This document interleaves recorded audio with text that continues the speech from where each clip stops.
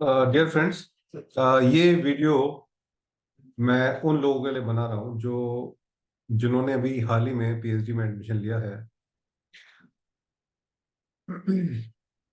जब आप पीएचडी जैसे बड़े कोर्स में एडमिशन लेते हो तो उसमें सवाल ये उठता है कि हम रिसर्च किस टॉपिक पे करें। और ऐसे में बहुत सारे कंफ्यूजन होते हैं। कोई कुछ कहता है, कोई कुछ कहता है। तो मैं एक छोटी सी आपको एक सिंपल सी छोटी सी एक गाइडलाइन दे रहा हूँ। और टॉपिक सर्च फाइनल करने से पहले एक बार इस पे गौर करना। हम टॉपिक को तीन पिलर्स में एग्जामिन करते हैं। मेरा ये एडवाइस है कि आप पहले तीन चीजों पे अपने टॉपिक को एग्जामिन करो। ये तीन पिलर्स हैं। पहला पिलर है कि और जो सबसे इंपॉर्टेंट पिलर है कि आपके टॉपिक की कंसल्टिंग वैल्यू क्या है। कंसल्टिंग वैल्यू का मतलब है कि देखिए, पीएचडी करने के बाद आपको डॉक्टर की डिग्री मिलने वाली है। आप डॉक्टर XYZ बनेंगे। तो डॉक्टर का मतलब होता है कि एक्सपर्ट, उस एरिया में सुपर एक्सपर्ट।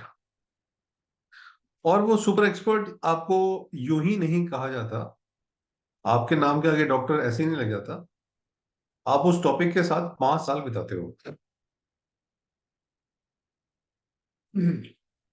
उस पे आप पब्लिकेशन करते हो। उस टॉपिक पे थोरो स्टडी करते हो। तो कहीं ना कहीं आप उस टॉपिक के एक्सपर्ट बन जाते हो। तो ऐसी चीज का एक्सपर्ट बनने में फायदा है जिससे दूसरों को फायदा हो। दूसरों को फायदा मतलब आप कंसल्टिंग कंसल्टिंग कर रहे हो। और अगर मैं सिंपल शब्दों में बोलूं कि ऐसी चीज का डॉक्टर जो किसी की प्रॉब्लम ही ना हो, तो ऐसे डॉक्टर बनने में कोई फायदा नहीं है। अगर आप किसी किसी की प्रॉब्लम ही सॉल्व ना कर पाओ तो ऐसे एक्सपर्ट बनने का तो कोई फायदा नहीं है। तो आप सोचो कि मैं इस टॉपिक का एक्सपर्ट बन के अब किन को कंसल्टिंग कर दे सकता हूं। तो क्या उस कंसल्टिंग की मार्केट में डिमांड है? तो इसको हम कहते हैं कंसल्टिंग वैल्यू। सेकंड वैल्यू जो मैं एडवाइस करता हूं, पब्लिकेशन वैल्यू। हालांकि कंसल्टिंग वैल्यू से नीचे आती है। पब्लिकेशन वैल्यू देखिए, एकेडमिक में कैरियर अगर आपको बनाना है तो बिना पब्लिकेशन के पॉसिबल नहीं है। तो अगर आप ऐसे टॉपिक पे रिसर्च करना चाहते हो जिसकी मार्केट में डिमांड है तो पब्लिकेशन वैल्यू भी अच्छी होगी।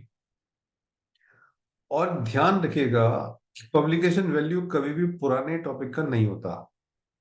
कुछ नया, कुछ क्रिएटिव, इनोवेटिव। मार्केट में ऐसे टॉपिक की डिमांड ज्यादा होती है जिसमें कुछ क्रिएशन हो, कुछ नया हो। वो पब्लिश भी जल्दी होता है। तो देखिए कि क्या इस टॉपिक की पब्लिकेशन वैल्यू कैसी है।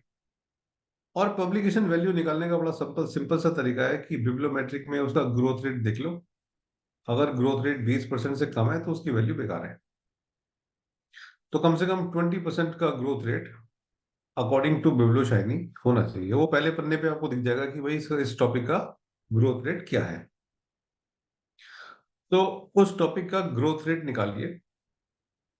अगर 20% से ऊपर है तो पब्लिकेशन वैल्यू है। तीसरी वैल्यू जो है, तीसरा पिलर, मेरे अकॉर्डिंग जो तीसरा पिलर है वो है टीचिंग वैल्यू।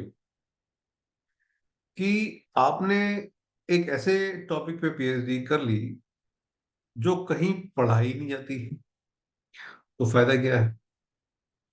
तो देखिए कि क्या आपकी ज्ञान का, आपने जो ज्ञान अर्जित किया 3 सालों में, 5 सालों में, वो पढ़ाया भी जाएगा कहीं पे?